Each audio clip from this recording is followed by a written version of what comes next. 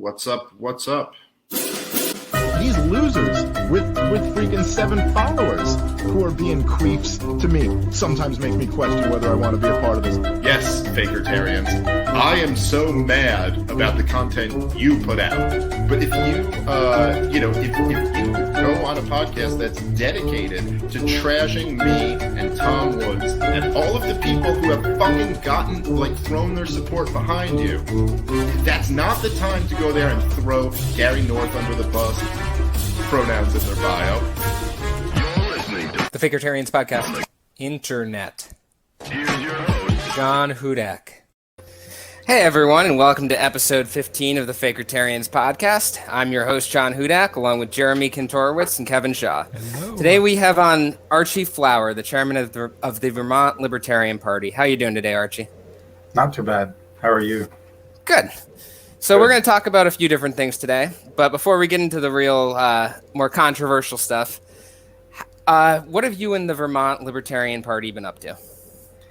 Actually, so just a little bit of background on me real quick. I joined the LP in 2016 with the Gary Johnson campaign, and since then I've just become more active and tried to, get things moving in a better direction.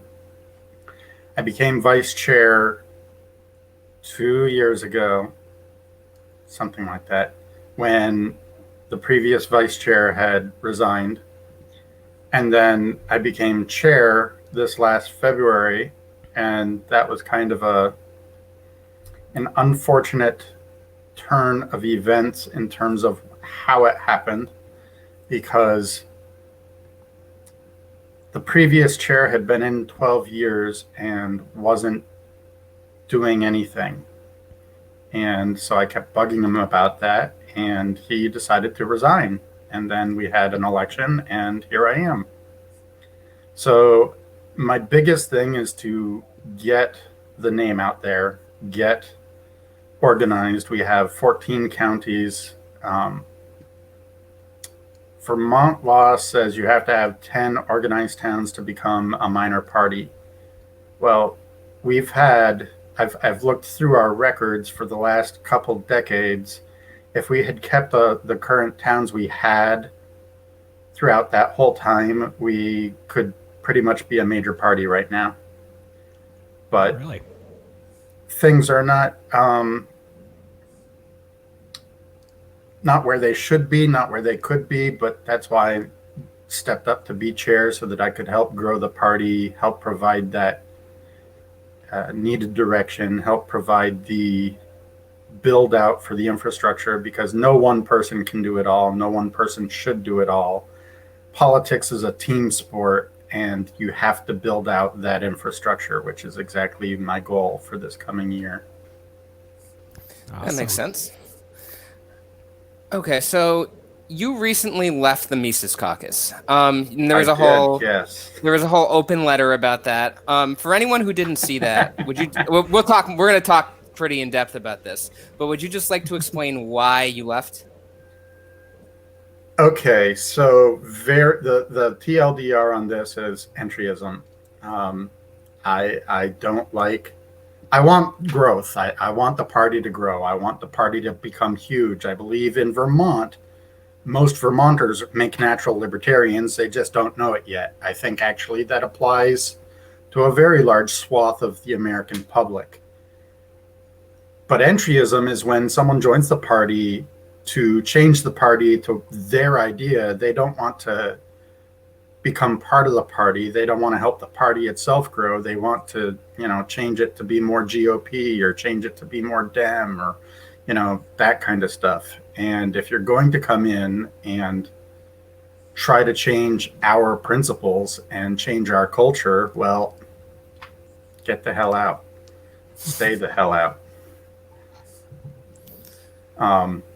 So the Mises Caucus was, they sounded great. Kevin, I'm going to say some things that you need to just not react to. I joined because of the whole libertarian socialist thing. Because Matt Kuhnel, Mike Shipley, it was like, are you guys kidding me? This is so contrary to the NAP. It's contrary to Austrian economics. So I'm like, yeah, the Mises Caucus sounds great. But now I see that they're basically marketing towards very unsavory elements on the right and turning a blind eye to some very nasty stuff.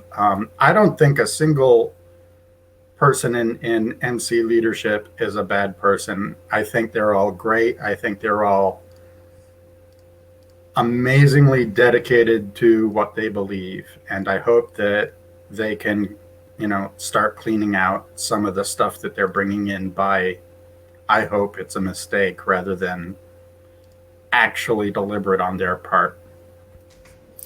All right, so before we go into more detail on this, we had a surprise guest that wanted to come on with you. Stetson, can you bring him in?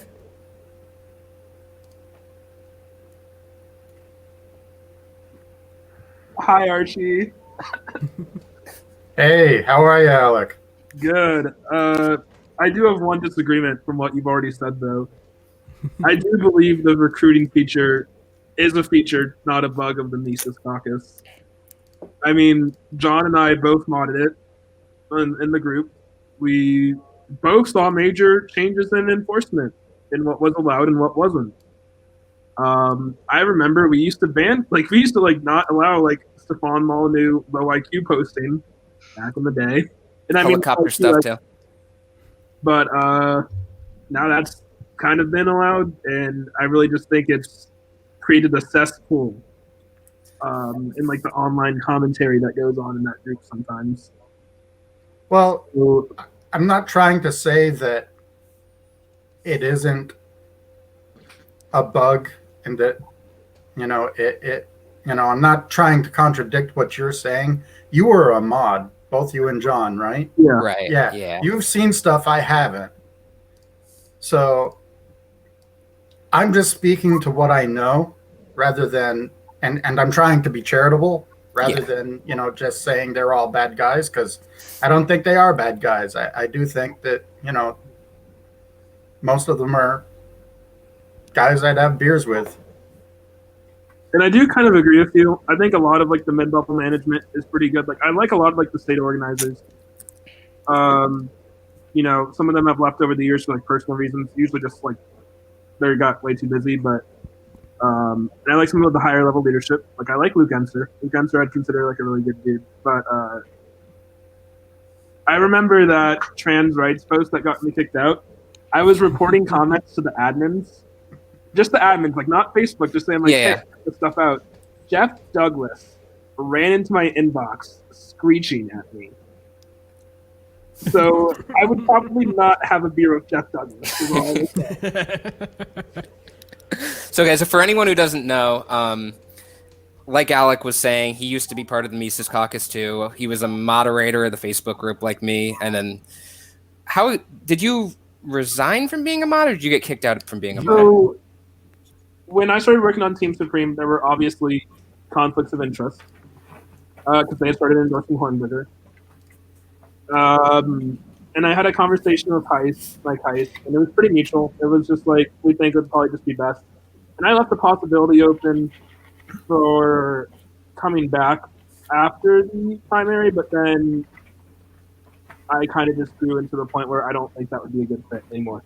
I was already at the point of just maybe leaving, but I was okay, maybe I can have some influence on where it goes, but that was never going to work out in an inherently undemocratic structure like the Mises Caucus. And that has its pros of being undemocratic, don't get me wrong, but it definitely has a lot more cons. So then I left. I'm still very friendly with a lot of them. Archie and I are still very friendly with a lot of them, especially the mid-level guys. So it is what it is. There's a couple people in the caucus I'm still friendly with, but I've definitely burnt some bridges along the way. Oh, my wife's unfriended me, bro. Didn't even warn me. He blocked me actually before when I had a Facebook account. John, I'm such a friendly guy.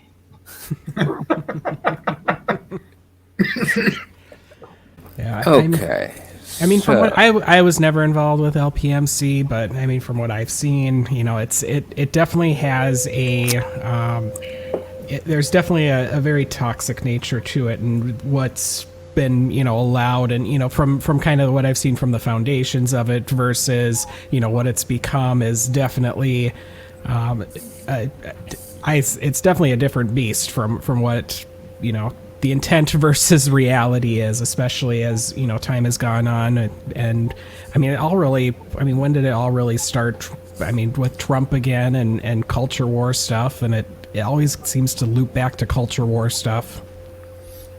Hey, speaking of Trump, have they walked back anything that Lou just said? No. No. I haven't seen anything on it. No. I have not. Because that was like, okay, not only is he licking the boot, not only is he starting to eat the boot, he has swallowed the whole boot.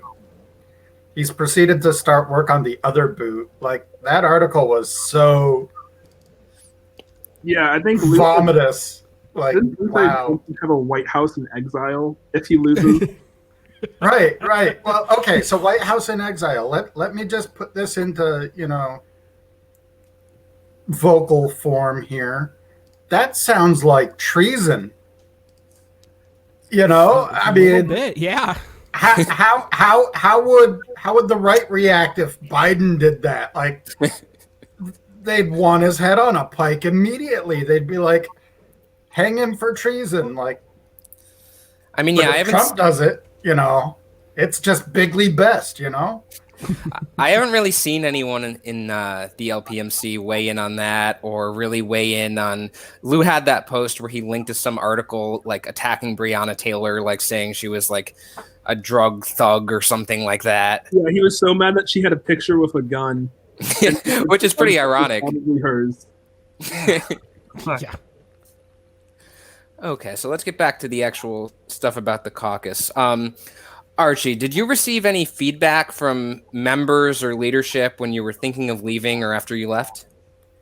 I've had a few people message me saying that they thought it was,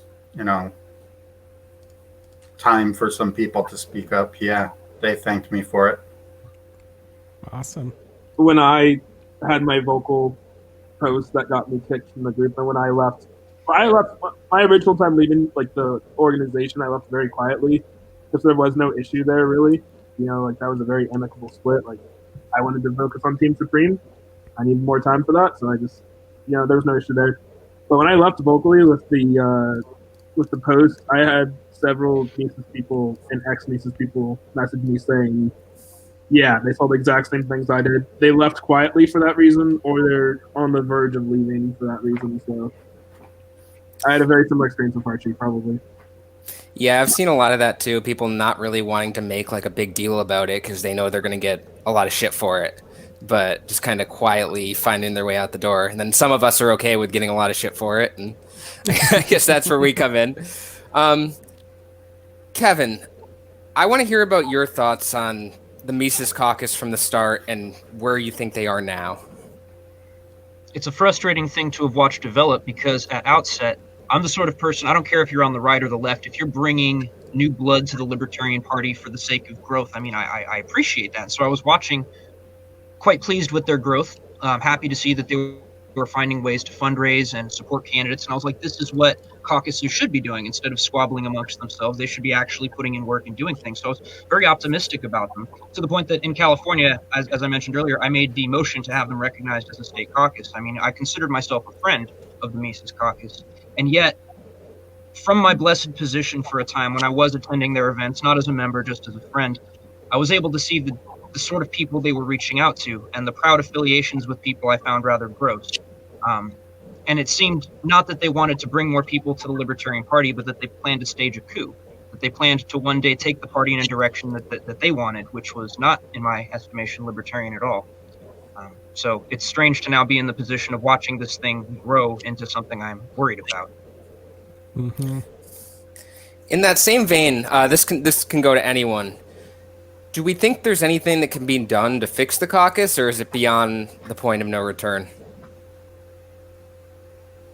I think it's structure of not having any elections, even for chair. Like they have the board and they have the chair, and the chair is not up for election. I'm not really sure how the board is selected, but it's undemocratic structure at a time where there's so many issues. I don't think that there's a way to fix it. Most fix election procedures. Yeah, I mean, it's kind of hard to fix anything if you've got one set of leaders and essentially nobody else has a say, and they're going to take it in the direction they want to, and there's no path for resistance. So, I mean, how can you really fix that? I'm increasingly convinced all caucuses are contrary to the libertarian mission because they only serve to further subdivide a group that ought to be working together. I belonged to the Libertarian Socialist Caucus for a time because I thought that from the inside I could make it better, and I think a lot of people join caucuses for that reason. They think I can help it be better. I can contribute my voice to something and make it better than it is. In the end, I found that no, that was not the case. My voice was co-opted to serve goals that were not my own, and so the only real freedom is to be an individual, to not belong to these groups, and to come together around common philosophy and nothing more. Kevin, when you were a part of the caucus, you were oftentimes used as look, we have Kevin Shaw though. Like whenever someone brought up a criticism of like tanky entryism, they'd be like, look, we have Kevin Shaw though. And I do think no, I'm not saying I'm blaming you for that. I'm just saying that's a problem with caucuses in general. Like they oftentimes will deflect. That was held against me by Mike Shipley. He said, well, because you're outside the caucus, and I was proudly outside the caucus, he said, you are used against us as libsocs. They're like, oh, well, the only good one is outside. So I was like, fine, I'll throw my skin in the game. I'll be on this fucking team with you. But look at where Mike Shipley is. He voted for Joe Biden.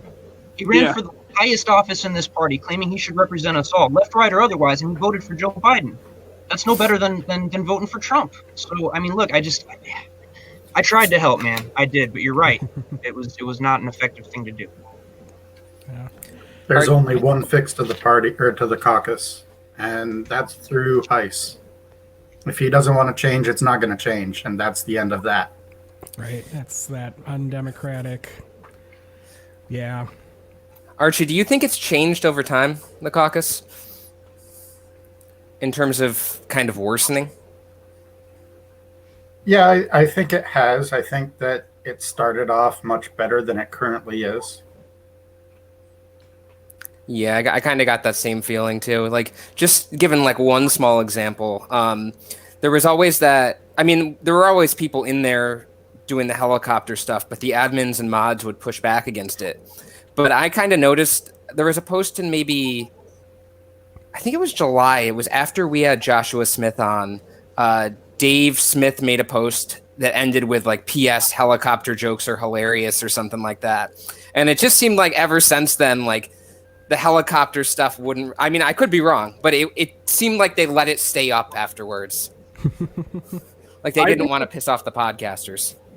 I think it's kind of like Dave Smith can break the rules. At least when I was a mod, helicopter, I don't know if it still is, like, helicopter was like an alarm alert. So like we'd get like automatically notified if helicopter was put into a comment or a post.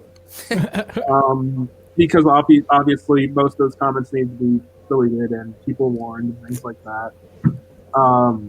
Again, I got banned from the group, so no idea if it's allowed or not anymore, but that's all I'll say. I was banned from the group too, but I left first and then I was banned. Like I can't get back in. Well, I entirely broke the rules. I admit this. I should have been kicked from the group. I broke all the decorum rules. I called Tom Woods an angry transphobe. I think I called him a statist at one point. Made fun of TJ Roberts for a bit. So I definitely broke all the rules. Don't get me wrong. That's the one thing I said when people asked me. I deserve to be banned from the group.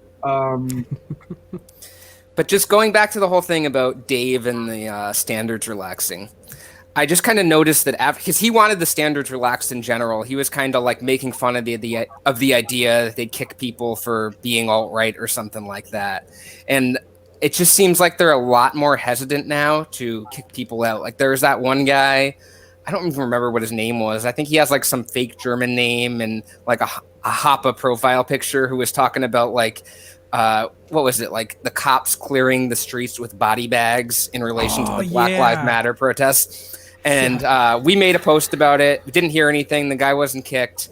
And then the guy actually said something about it to Heiss in their group. And Heiss was like, well, if Fakertarians wants people kicked, they shouldn't be going about it that way. But they just let the guy stay in. Like, I don't know. I know there's the thing they don't want to, like, cower to us or something like that. But, like, do you want that guy representing your caucus? What I Yes, think is because funny it makes about the Fakertarians mad when Owns the when they libs. leave them in there. Yeah, it owns the libs. I think a big thing is they really love that they brought in so many people, like through recruiting, and that Dave Smith, Tom Woods, their podcaster element definitely drove that, and they can't market themselves on that fact if they can't get the recruitment going into the party. So it's a symbiotic / parasitic relationship. You know, they both feed off each other and they both poison each other at the same time. So, but I think what's funny about the decorum rule, though, is there'll be, you know, oh, decorum, you have to stick by decorum. But then when in some, you know, Facebook general, you know, like unmoderated, uncensored, or whatever, any group that's for the general party, their people will sometimes be the worst in a debate when, you know, it's like, okay, obviously leadership is right there in the same thread. They should say something if they want decorum to be valued. They never do. That's definitely true. I do love the unmoderated groups though, because decorum is a farce. Decorum in the Mises Caucus is always selectively enforced. Or at least it was when I was there, and that was an issue when I got banned from the group. It was very selectively enforced on that post. But yeah, it's always selectively enforced in order to retain the element they want to. So Right. they hide behind respectability to cover up, you know, let's clear out protests with body bags. Right? God forbid you protest for racial justice. You deserve a bullet. Hey, so yeah, okay, everybody, just let's take a moment. Raise your hand if you are an anti-racist. I'm raising my 4 fingers if that's enough. We're virtue signaling right now. When Joe tweeted that, I actually had never heard of critical race theory before. So I was reading that as someone, literally just an average voter would read that. Yeah. I'm like, what is your guys' problem with this? And none of them explained it. None of them, they're like, oh, it's Marxist. How is it Marxist? They never dove into critical race theory. They never tried to equate the semantics of it. None of that. It's like, do you guys realize that the way you're reacting makes you look bad? Like, I'm not calling you racist because that's not how I roll, but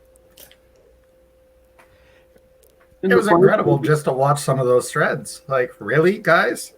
It comes from the Frankfurt School, but it's legal theory. It's less philosophical, and it started out as very much legal theory. Is the funny thing. So, like, yeah, it's Marxist because it comes from the Frankfurt School, but it's really not. Wasn't Hoppe trained by someone in the Frankfurt School? I'm pretty sure, like Habermas or something like that. I think that was technically like his like supervisor in college or something like that. I have no idea. But yeah, like if your reaction to critical race theory is pretty much identical to every Trumper saying that we need to ban it and that it's horrible and Marxist, what distinguishes you from the Republican crowd? Like, great, you like capitalism, but I don't know. Right. I forgot what I was about to say. That's okay. It would be tough I for do that a anybody lot. to say with full confidence, with full assurance, the entirety of the Mises Caucus is racist. I don't think that would be fair. Right. To say, but I think one would be fair to make the characterization that as an organization, they're trying to make the Libertarian Party a comfortable place for racists, and that alone is reason to be concerned. Doesn't mean everybody there is racist, but for some reason they seem to want to make racists feel at home. Mm-hmm. Yeah, they're at least apathetic to it. Yeah. It's at least not like a huge deal. I think the biggest issue is the idea of the fellow traveler and like the misrepresentation of the 80-20 rule. Like they are like, oh well, I followed the 80-20 rule, and I was like, okay, so what's the 80%? Like no one they actually think meets the 80% meets the 80%. Like, I'm sorry, if your 20% is let's militarize the police state to aggress against policeable individuals because we don't like what they're saying. I don't care what your 80% is. Like at that. So, Right. or when Dave Smith calls Nick Fuentes a fellow traveler and Owen Benjamin a great dude, Owen Benjamin who thinks that Hitler didn't do enough. Yeah. Like, he was just cleansing the trash, guys. It's fine. I definitely noticed in the last few months I was there when that big like recruitment drive through the podcasters was happening that there was definitely a reduction in quality of a lot of the people coming in. Like I'm sure there were some people that were totally fine, but the real shitty ones, I feel like a lot of them kind of came in past year, maybe year and a half when they really ramped things up. And I think one of the interesting things is they claim to be anti-idful in every direction, but do they support Raj Tor and Black Guns Matter? Right? Like that's very much idful. They just have this natural reaction to anything that's idful that they don't like, but they engage in it regularly in order to suit their needs. They really don't. I don't know if it's a lack of understanding of what identity politics is or just purposeful misrepresentation of what they do, but at the end of the day, they claim to be like agnostic in regards to culture, but they are very vehemently anti progressive in that regard. Yeah. Oh yeah, totally. And they will weaponize identity politics. They won't say it's about race, but they'll make it about progressivism versus the rest of society. Like progressivism is the evil, and that's not racist at all. But they will weaponize elements and undertones of things that are very much an issue in order to make that happen. So let's move on to, I know I was talking with Kevin about talking with this before. Archie, I know you have a lot of issues with the lib socks. I wanted you and Kevin to kind of talk about that a little bit. I thought that'd be kind of interesting. I have an idea. May I start Okay. by responding to something my dear friend Mr. Flower said at the beginning of the show, which is that he joined to fight against characters like Matt Keenel and Mike Shipley. And I got to tell you that most of my time as a libsock is spent fighting against characters like Matt Keenel and Mike Shipley. So there's not so much of a difference there between us. When you see a person right, left, or in the middle who wants to bring authoritarians into the Libertarian Party, you and I both recognize an enemy. So the deeper question is, do you believe there is a place for people like me in this movement, or do you believe it ought to be an exclusively right-leaning thing? Okay. There was a post a while back, I forget when, a couple months back, I think it was on your wall. And you were saying how you felt like there were too many people in the party that wanted to give you a helicopter ride. And I think I posted on that something to the effect of, they're going to have to go through me first. Now, I won't claim to fully understand your philosophy. I will, however, say that I do believe that there's not a bone in your body that is ready to violate the non-aggression principle. And on that basis, I'll stand shoulder to shoulder with you. Absolutely. What I think I understand from your point of view with libertarian socialism is that it's what I call the aesthetic of socialism rather than the force of it. It's a voluntary thing. It is a group effort to make sure everyone in the group has what they need, and not just to live but to thrive. And it is vehemently anti the word escapes me at the moment. Not authoritarian, but not even anti-hierarchy. Okay, yeah, I can't think of what I was trying to say there. It happens. It's a fair Yeah. characterization in both cases. The terms you've thrown are all quite reasonable. Anti-authoritarian, anti-hierarchy, with the exception that, there are Well, reasonable hierarchies. No, but obviously anti-authoritarian because you're libertarian. That's a commonality. I was trying to characterize just the libertarian socialist Venn diagram, if that makes sense. And I can't think of the word I was trying to use. We believe that the social goals of the left will never be achieved through violence and coercion, and that you're never at the point of a gun going to inspire compassion in your neighbors. Only when we love each other, one and all, only when we all feel like we have skin in the game and recognize a deontological connection to life, will we be a real society? Will we get past the failures of capitalism? Because I believe capitalism has been wonderful. It's gotten us quite far. It's done great things. It's built spaceships. It's built nations that have done more than any before them. But it's also resulted in a level of international violence that would not otherwise be possible, a level of manipulation of individual lives by corporations. So it is my wish that we should own ourselves and we should treat each other kindly, but I would never accomplish that by force. I also think it's a problem of definitions. Like, if you think capitalism is the granting of state privileges to corporations that give them limited liability, that give them sometimes monopolies over markets, then yeah, capitalism is a great evil brought upon this world. If you think capitalism is markets, then you're going to vehemently react aggressively against anyone who says capitalism is bad. Like, if you're a voluntarist and you hear, well, I hate capitalism, you think capitalism is this great thing that's all about free markets, then you're going to react poorly. But if you think capitalism is, like I said, state privileges, monopolies, what we see today, then it really just is an issue of definition. Semantic ambiguity. It goes the other way too. We use the word libertarian socialist, and somebody out there is thinking, "Oh, Mao's evil," and Stalin. Bro, you realize that my entire philosophy was born from criticisms of the authoritarian left, from saying, "Hey, that didn't work.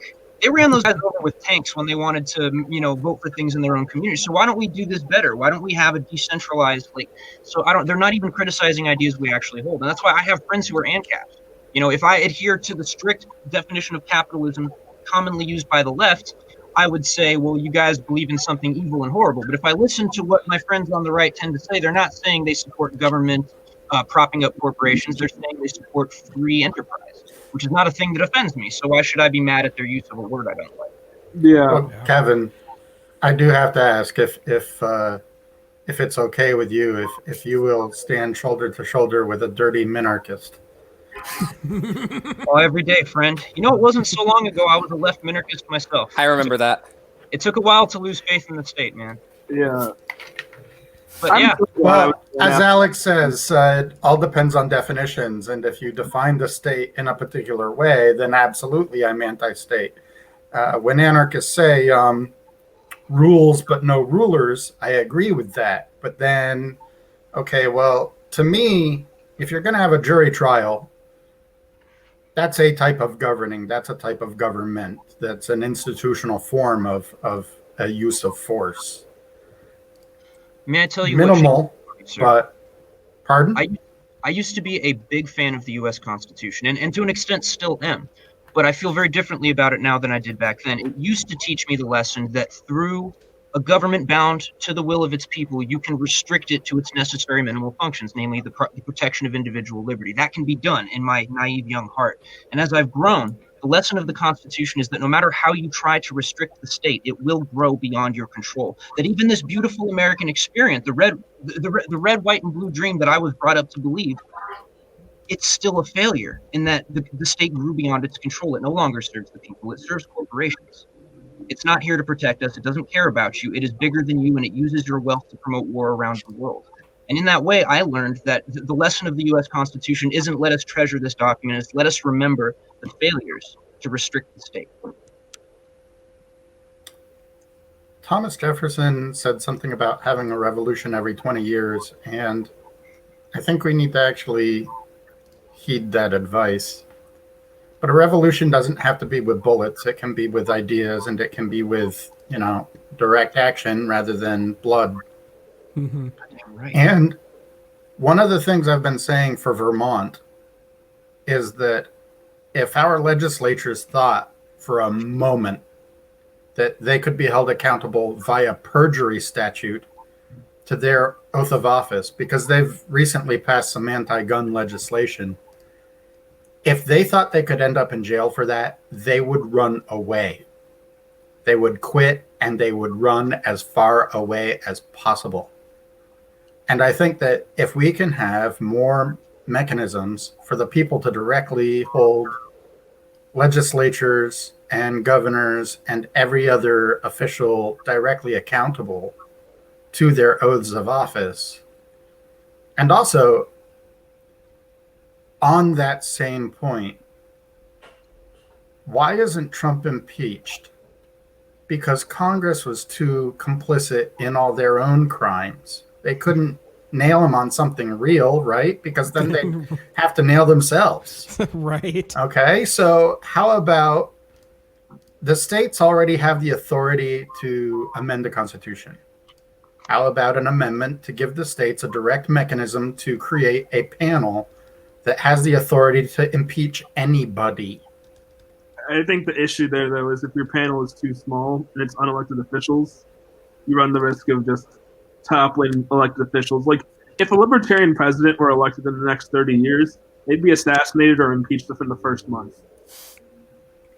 Well, I can see we that. don't have to be, prognosticators on that front. What I'm saying is, like, let's say each state picks two people, kind of like creating a whole new Senate, just for the purpose of impeaching.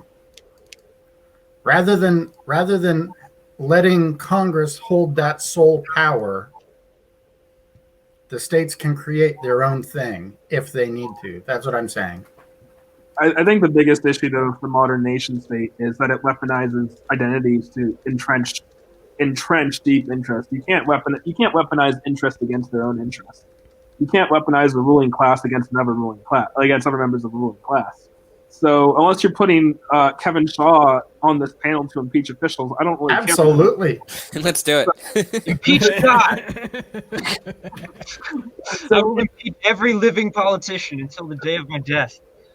See, that I can get behind, but if your impeachment panel doesn't include Kevin Shaw, it's fundamentally flawed. Let's just have a panel that's just Kevin. Oh no! Oh no! I would become the impeach button every time a file comes up. I'd have too much power and I'd have to kill myself. But just like it. The state always finds new ways to entrench its own power. I mean, like, if you heard of Randolph Bourne, he argues that, like, war is in the help of the state. That's why the state created war. Like, war didn't exist pre-state. There were conflicts and violence, but there was never, like, the full-scale, large war that we see today. So that's why they created war. You can't weaponize you can't fight a behemoth with its own, like, manners. That's why agorism is, like, the logical conclusion of libertarianism, in my opinion, but that's all I'll say on that. Right. Well, I mean, yeah. I did a request to block Ogle so that way the comment section is bearable. I just wanted to. We love Ogle. I was asked to relay that by a good friend. I don't agree with that idea, but I was asked to relay that. So. Okay. So let's move on to what we think about the current direction of the Libertarian Party. I think we got an interesting kind of panel going on right here. Archie, could you go first on that? I'm optimistic with Joe at the helm right now. I think we're going to be able to get some good infrastructure built nationally. I think we're going to be able to bring affiliates together so that it's still decentralized but cohesive. Yeah, I really do like Joe too. He's given people the resources they need to like do their own projects in the party instead of doing it from the very top down hierarchical model. He's been described to me by friends as the one Prague we like as chair. Just like trying to control like the ways that people are doing their carrying out their interests in the party, as long as it's built on growth and infrastructure building. He's just like, here's the resources you need, go for it, try it out. If it doesn't work, come back to me, we'll figure something out. So I really do like him as chair. I'm more optimistic about him than I was when he was when he was selected. He actually came to the Vermont convention in March, and I gave him a ride from the airport to the convention, so we got a chance to talk. And it's really funny. In the age of social media, you can't really necessarily tell from just words on a screen whether or not you like the person, whether or not you can trust the person, that sort of thing. But face to face, you get that instant vibe. And yeah, Joe's a stand-up guy, and I'm glad he's chair. Yeah, I met him at the Indiana convention in 2019. So I was visiting as a guest, and they were just doing business. And it was the most asinine business. I forget what it was, but it was like the most libertarian business you can think of. Libertarian you can think of. And he and I were just standing outside, just joking around. And I've liked him since then. I was really not too enthused with the chair race this year. I wasn't really enthusiastic about anyone, but Joe's pleasantly surprised me, is all I will say. And we should have clarified. You should have clarified from the start. Meant henchman, Archie, because I was about to jump you when I thought you meant Jorgensen for a second. Until you said infrastructure, I was like, "What is he on?" I was like, "Okay." He meant. Well, I thought it was contextually clear that I was talking about the party chair, not the presidential. I thought about candidate. Jorgensen for a second too, and then I was like, "Oh wait, no." Yeah, I was not ready to jump Archie right there. I was like, "Fight me." But no, I am optimistic. You know, the campaign this in 2020 had a lot of faults. I don't think I'm very I've been public about my criticisms about that, but getting 1.2% in a homegrown campaign with little funding, with no real professional consultant class that ran it like in 2016, I think that was decent. I think the bottom half of the ticket did the grunt work, in my opinion, but yeah, that's about it. Did you see Sarwark's post about we need to get Weld back in to raise another 10 million or something? That would make Sam Coppinger happy. I was say a while Sam Coppinger appears. Oh, Yeah, Sam's just like peeking his head in. Quick. Sam. Kevin, what'd you say? I will confess to you privately here with our audience of however many, my frustrations with the trajectory of the party that I love, that we all are clearly invested in because we're here talking about it. I find that we wear bureaucracy like an anchor around our necks. It slows us at every level. And I say this, I've experienced, I was at the national level on the blockchain subcommittee. I've been state at large. I've been every goddamn level of this party. And I tell you, everywhere I go, there's people role-playing as parliamentarians, sitting there with their fucking Bible, the Robert's Rules, and the motion of order and this and that. And they sit around jacking themselves off for fucking 18 hours talking about bylaws and don't do a fucking thing in their communities. And so when I organize, what I try to do is let's go feed the homeless. Let's go actually do something in our community. Let's make an immediate difference and try to put our philosophy into action. I'm really tired of these people sitting around claiming to be libertarians when all they're doing is having banquets and sitting around and talking to each other and having social meetings. Like, this is not what we're here to do. Yes, we're here to elect politicians, but we're here to spread a philosophy. And I think we're doing a poor job because all anybody thinks of us is that we hate the poor and we smoke weed. And that's fucking stupid because this is a beautiful philosophy. Are you saying we don't smoke weed? No, I mean, I'm just saying that no more talk about it. So we do, all right? In Ohio, when COVID shut down public schools, I think it was the Franklin County Party, like the Columbus Party, they were organizing a food distribution system for the kids that relied on school meals for food because they couldn't afford it at home. So we didn't get it off quick enough before the school figured it out, like how to distribute it. But like we were like a day or two behind the school. Like we were issuing up press releases so that way people would see it, so that way they could see where to go for food. I agree with Kevin wholeheartedly. I think direct action is the future of the party, and that's why we launched the Vermont Supreme Institute. Like a good chunk of that will be direct action and volunteer charity and whatever you want to call it. Every type of libertarian has the word for charity and direct action and community organization. So whatever you want to call it, we're going to be doing it. And so I really do think that'll be the future of the party, that kind of activism. Yeah, I like that because, to Kevin's point, sitting in a hotel conference room and screaming point of order every other minute isn't going to do anything, and it's not going to get your even local news out. But if you're going to go out and feed the homeless and take that direct action and that community organizing, you know what, that's going to get a lot more attention than a hotel conference room. Obviously that stuff needs to get done, but there's probably ways to simplify it. So it doesn't take 3 days to nominate somebody for a position in the party. I would like to formally endorse the Call the Question Caucus. That they agree to call the question on every issue as soon as they get to the mic, so that way debate stops. And so we can get things done. I would like to wholeheartedly endorse them. I know I don't like caucuses, but I think Kevin, we can agree that this one is a beneficial caucus. I've only made room for one caucus in my heart anymore, friend, and that's the Libertarian Psychedelic Caucus. What about the Waffle House Caucus? Can we? I begrudgingly adore them. Well, after you take your psychedelics, you should go down to the Waffle House near you. It's a great combination, I think. I think we could just have Ogle run the convention. Oh, no way. Proportional representation, finally. I would love to see a shadow convention run by James Ogle. That'd be amazing. Not of anything of any just to see a shadow convention in a Denny's. We've been trying to form a shadow LNC to run the show, by secretly dosing people with psychedelics and holding occult rituals with rubber chickens and shit. But it has not taken off yet. It's not there. This is what the Mises Caucus is worried about. Would that be protesting the White House in exile? Oh man. So speaking of the Mises Caucus, I was curious to hear everyone's thoughts on if a Mises takeover is an actual threat. Yes. They are very good at whipping people up into frenzies, and people whipped up into a frenzy are going to be the ones willing to spend their money to go to conventions, to go to state conventions, to go to national.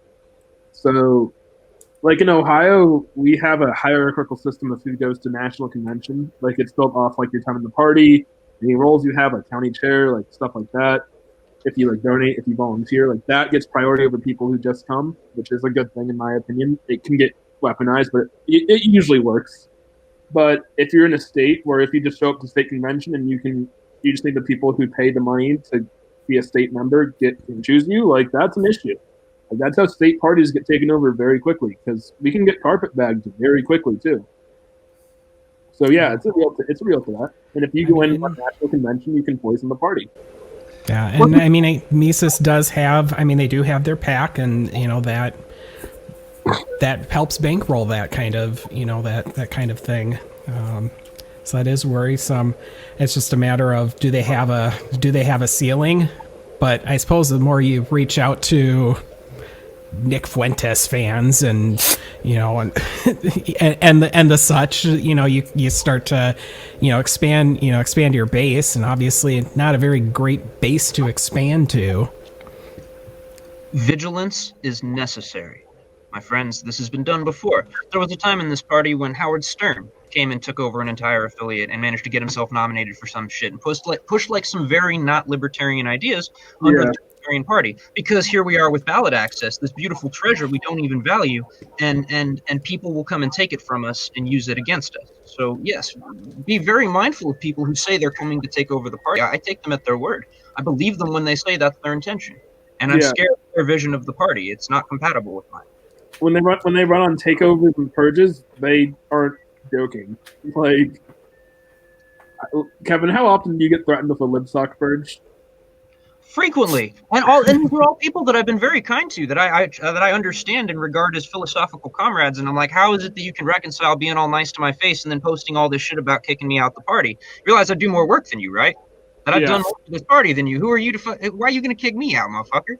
I don't have a lot of respect for that, unfortunately. And I know a lot of good people who come from the libertarian left who would get caught up in such a purge, and I value their place here. Yeah, Angela McArdle is running for chair, and one of her first posts about that was promising to purge the libsocks by social ostracization. She's not going to forcibly kick them out of the party, guys. She's just going to make them feel so unwanted that they want to leave themselves. And she's proudly affiliated with fascists. She likes to support really terrible people. I don't want to comment on that because I don't know what that's about. But she, because just like Hoppa, there's never going to be any violence or any intimidatory tactics used, guys. It's going to be peaceful, totally peaceful. Physical removal is always peaceful, guys, right? So just like physical removal, there would be no really undecent methods used there. Voluntary cleansing. Yeah, and like, social ostracization, like, does that mean you're gonna go troll people? Does that mean you're gonna dox people? Like, what's that really mean? You know, like, how are you gonna socially ostracize them? That's my question. Right. They're definitely amazingly well organized. They have a structure. They have a plan. They have the PAC money. Podcasters. They can definitely take over the party. And given the fact that I left them because they were trying to bring in some alt-right and alt-right influence, I don't want them to take over the party. So in that vein, what do we all think can be done to stop that? If anything. People on the sidelines screaming need to join their state parties. You know, I think everybody here in this chat is an example of what needs to happen because, to my knowledge, every single one of us tried to join a caucus to do the right thing and left because they found they couldn't. People need to learn from that. Take our lesson. Don't fucking join up with some shit. Don't let them steal your voice. Act only as an individual for what you believe to be right, and don't let your voice be stolen by an organization. yeah, I'd like to really recover that 6 months I spent simping hard for the Mises Caucus. 6 months. Try what was it? 2.5 years or I was something? involved longer, but I spent like 6 months like hard simping for them on Facebook, just arguing with everybody about how Oh, to yeah. do the organization. Me too. I was a mod for over a year. I joined up like right around when it started. Honestly, at first I joined just to like kind of like watch them, and then I was like, oh, they're not so bad. I can I join. joined as an observer in 2016, but being 16 years old was very limiting in what I could do. So Driver's licenses. yeah. I joined the same time Mark Keebler did, talking about fascists. Oh yeah, he was a former LP MCer. Yeah, He did not like he's from me. Ohio too. Former. I think so. I think they ended up kicking him out once he started the Libertarian Fascist Caucus. Yeah, I think that was the final straw. You can't just have that out there. You got to be more covert about it. Saying the quiet part loud, bro. Yeah, I remember him doing that, and it was like, really, you're taking this a bit too far. I get your point, but you're taking it too far. Oh wait, this is no longer a joke. You mean this? Like, he was saying it was like to try to make a point about the lib socks, and then like he got really into making that point. Bro, At the very least. I would like to issue Well, he rule got of so into goats. that point, he I would like to threw issue a Hitler stash. I mean, Jeez. I would like to Yeah. issue a correction. I believe he was kicked and then formed the Lib Fash Caucus. Nope. He's from Ohio, and I'm pretty sure that's how it went down. I could be wrong. he was an active member of the Mises Caucus when he made the Lib Fash Caucus. And Okay, so I had stocks in both. so he was kicked out and formed it. He got kicked out for other stupid shit. I don't even remember. He was just an asshole to people. But Oh the yeah, fact no, he got kicked out. followed me around to every single thing I did, anywhere he could find me, and was in every comment section. Filthy socialist in the party, guys, get him! And like, he just hated my guts, and it was great because even in Mises circles, people were like, he's our friend, right? What? That guy's cool. What? Like, Mises kids weren't even having it. Like, it was great. Yeah, that's what Mises was a bit better when they're like, Yeah. okay, Kevin Shaw doesn't get purged, right? He doesn't get the wall. Oh God. Pepperidge Farm remembers. But yeah, no, he's from Ohio too, so I actually knew him decently. Didn't well. he get kicked out of a state convention for something? I don't know if there's a state convention, but I believe he tried to fight people, like physically. Like he actually got kicked out because he got drunk and tried to fight people. He tried to fight Christy Wickers. I forget what. I heard he was yelling something about Mike Shipley and the Lib Sox or something like that. I think he's been kicked out of more than one convention. I feel like Chrissy would whoop his ass. He doesn't want that smoke, dude. What? No, Christy would definitely whip his ass. Well, we have an official endorsement in the chat right now, From where whom? James Ogle has endorsed Angela McArdle for chair. Fitting. So I'm gonna have to process that one. Oh, he's endorsing her because she's a female. I mean, is what it seems like.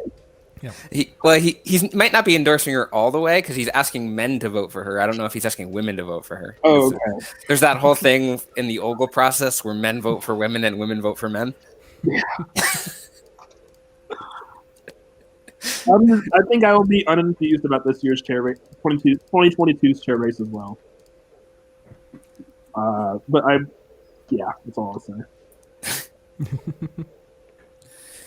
Okay. Do we have anything else we'd like to touch on before we wrap up? I have a question, Kevin. A friend of mine wants to know: are you familiar with Phil Oakes? Who? A friend of mine wants to know if you're familiar with Phil Oakes, the singer. No. This is the question you're left with credentials. Actually, I don't. I'm not familiar. Make yourself familiar. That's very, very disheartening to hear, Kevin. You're not a real leftist. Oh snap!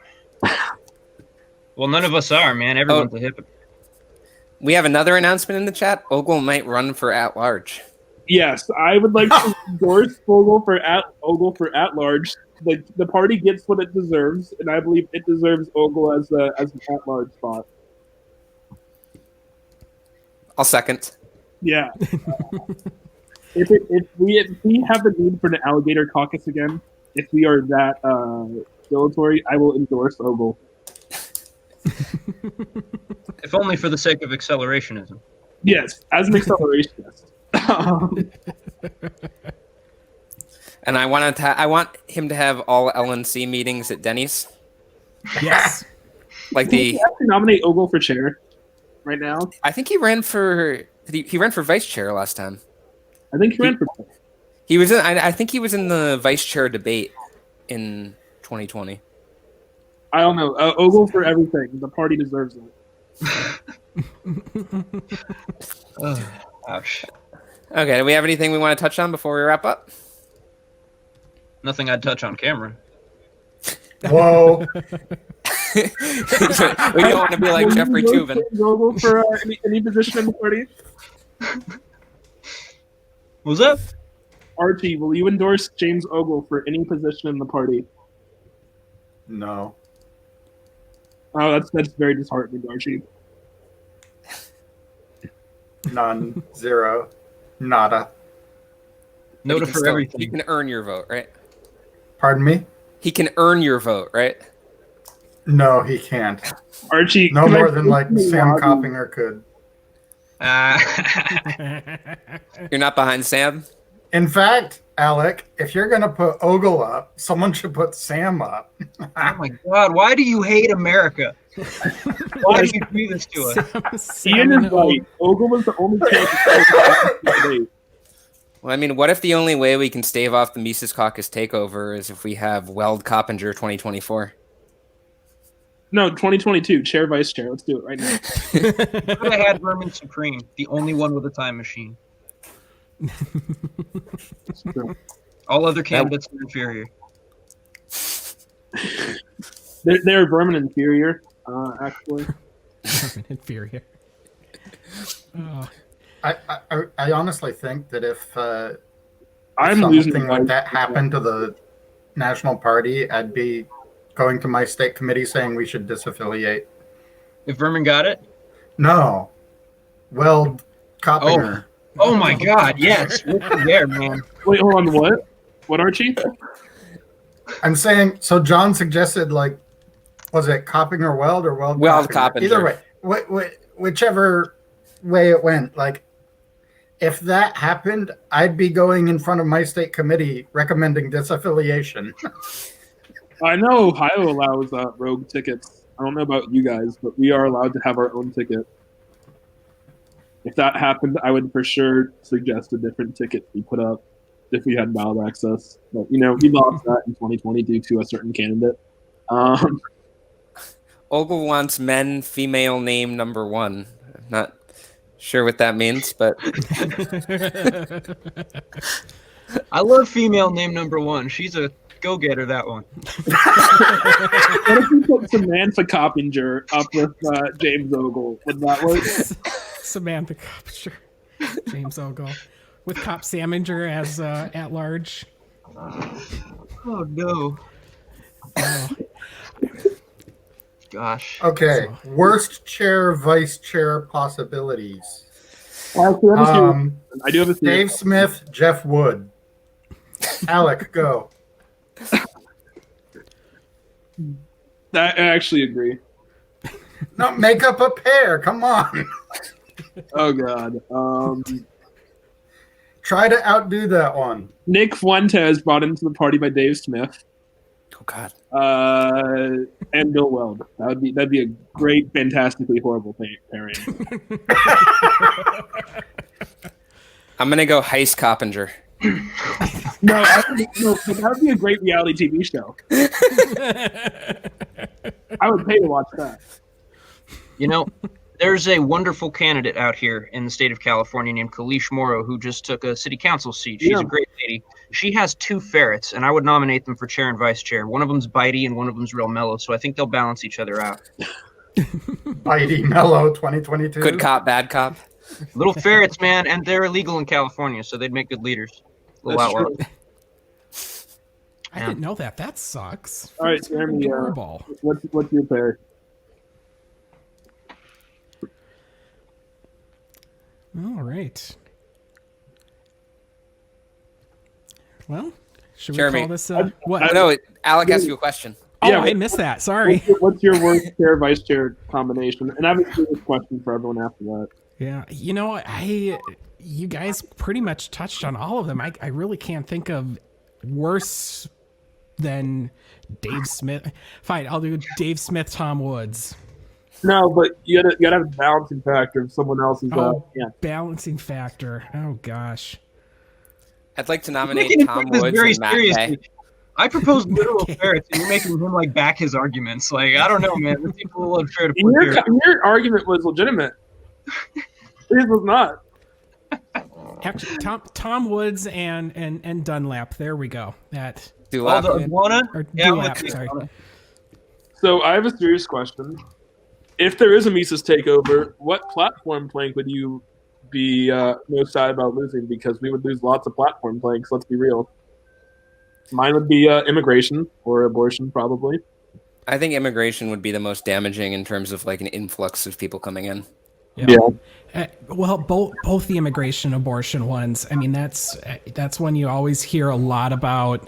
Oh well, I like the libertarians, but those are kind of the things that you hear the most about are those two things, and that those two platform pieces are what's really keeping essentially Republicans from getting into the party. I got to say, man, immigration is non-negotiable. The libertarian position is open immigration. But when it comes to the murky matter of abortion, and I will earn no friends on the left saying it, you can be morally consistent and a libertarian and be on either side of this discussion, depending on where you place the right to life, depending on where you value rights more heavily, you can side one way or another. And I've met people who are pro-life, who are incredibly decent, loving human beings. And so I would not draw that line and say you can't be pro-life and be in the party. I like that our policy on it is it's nebulous for a reason, to make room for everybody. I kind of reject anybody on either side who wants to make it firmly pro-abortion or firmly anti-abortion. I'm kind of just like, stay out of it type shit. Keep the state out of it. That's the libertarian position. No, I agree. That's a great plank. And I'd be sad to lose it to the vehemently pro-life plank that would probably get passed. Let's be real. Right. As a consequence of who they bring in. Yeah. No, that's a fair point.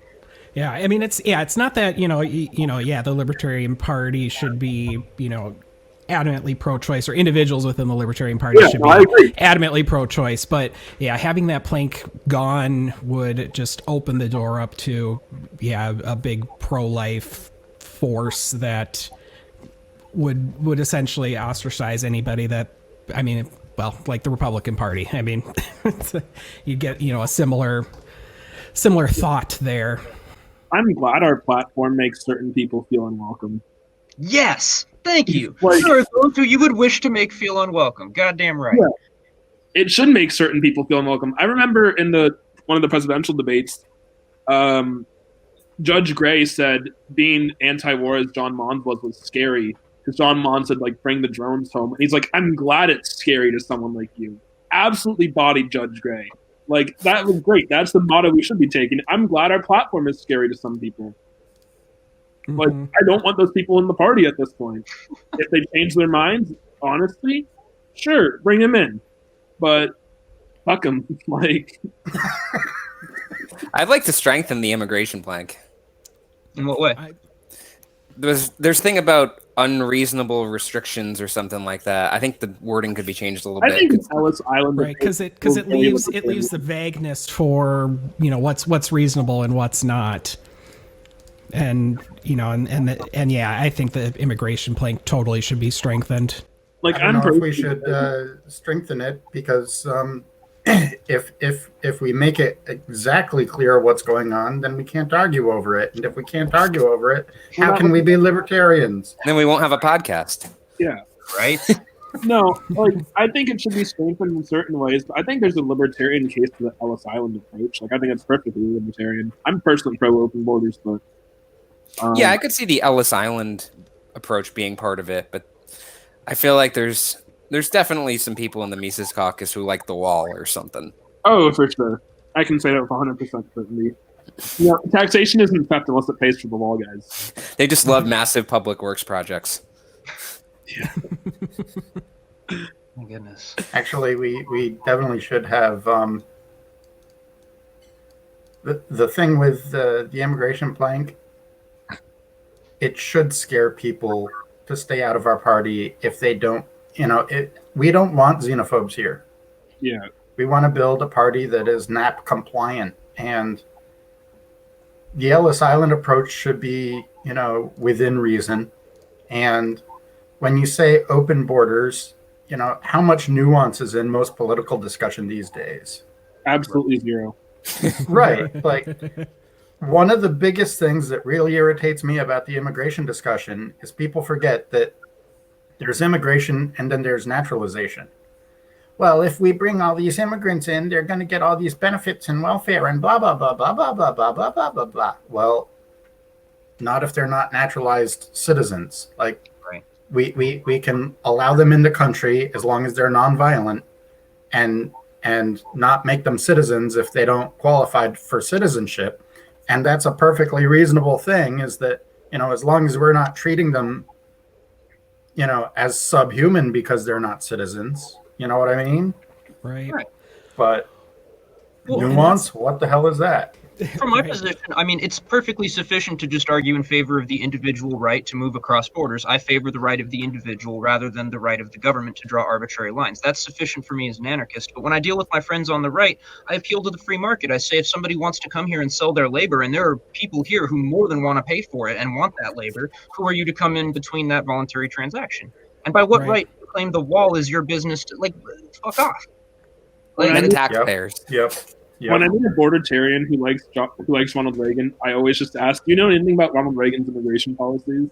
The man was an absolutely horrid monster, but he set up work visa programs that would make a lot of Democrats look like Republicans when it comes to immigration nowadays. Yeah. So I was like, this is the one good thing that Reagan ever did. So here is your God. Are you bowing down now? Sam is. Do you think Sam's going to play the new Call of Duty and just replay the scenes with Reagan over and over again? Press X to get war crimes. He'll be excited about that. Committing war crimes for Reagan. Yeah, it's going to be great. Oh, when we had Sam on, we were arguing with him about Harry Truman and if Harry Truman is a war criminal. And Sam kept beating around the bush, but he would refuse to actually answer the question. It was great. Well, yeah. No. As an interesting piece of trivia, I don't think he necessarily could have stopped the bombing. You think? I think the military was just going ahead with it. He was almost an afterthought in some senses. Interesting. I'll have to look into that. I'm not saying he's not culpable. I mean, the buck stops with him, but I don't think machinery was already in place, is what I'm saying. Which is scarier things. Even if that's true, for him to say nothing in that face still makes him just as culpable. Right. But I'm not saying he's not culpable. Yeah. I'm saying that it's a more complicated picture than Truman pressing a button or not pressing a button. Sam's argument, I think, was that he didn't want to say that a U.S. president was a war criminal. Oh, because of the whole international. So many of them are.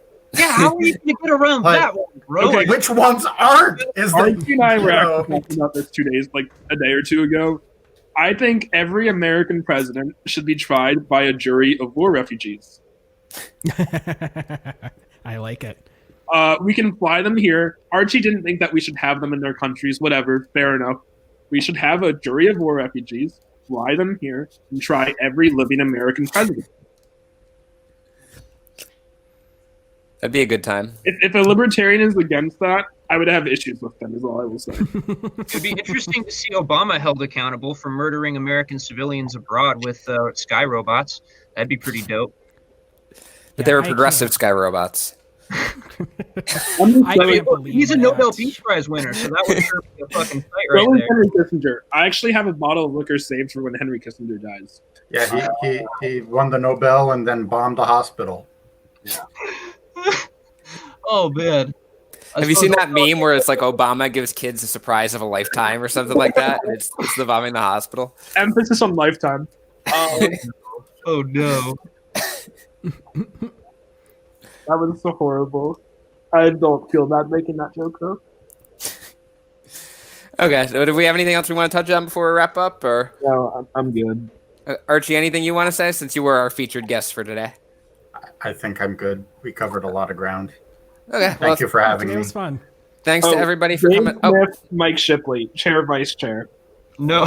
No. Wait, what was that? Dave Smith, Mike Shipley, chair, vice chair. I'm reporting you to the FBI. Brent is I have Steph, one and Nick last Fuentes is a fellow traveler. Did I That'll just be their do that? campaign slogan. You know what we did today, fellas? We did a bottom unity. I did see that comment saying that this was hella bottom indie. But are you going to commit me for terrorism? Is that what you're saying, Kevin? What was that? Are you going to report me to the FBI for committing an act of terror? Yes, that was a blatant attack against me personally. You have offended my every being, and I will see justice. I think Okay, well, Washington has mutual combat laws, so meet me out there. Well, yeah, we'll have to scuffle. okay, well, thanks to everyone for coming on today, and thanks to everyone for watching. We'll see you again in 2 weeks. Bye. Thank you. Thank you, everyone.